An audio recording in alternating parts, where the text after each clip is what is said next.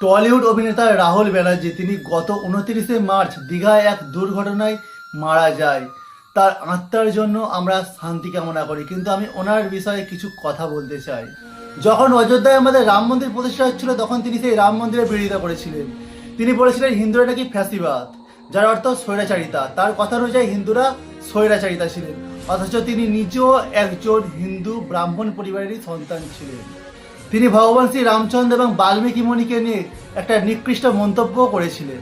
তিনি তার ফেসবুক পেজে লিখেছিলেন, রাম মন্দির কাণ্ডে সবাই নির্দোষ প্রমাণ হলো, বাল্মীকির ধর্ষণ হলো, সবটাই সমাপতন। উনি কি বলতে চেয়েছেন সেটা নিশ্চয়ই তোমরা সবাই বুঝতে পেরেছো, আমি আর আলাদা করে বুঝিয়ে বললাম না এখানটায়। এরপর যখন দীর্ঘ 500 বছর লড়াইয়ের পর আমরা আমাদের রাম মন্দির ফিরে পেলাম এবং 22শে জানুয়ারি 2024 সালে যখন সেটা প্রতিষ্ঠা হলো, সেই দিন তিনি তার ফেসবুক পেজে পোস্ট করেন, আমরা হেরে গেলাম।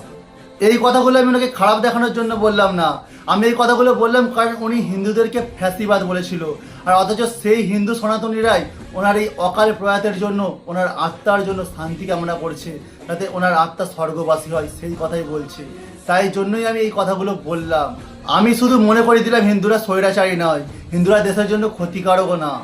আজ সারা বিশ্বে আমাদেরকে চিনেছে এই হিন্দু সংস্কৃতির জন্যই।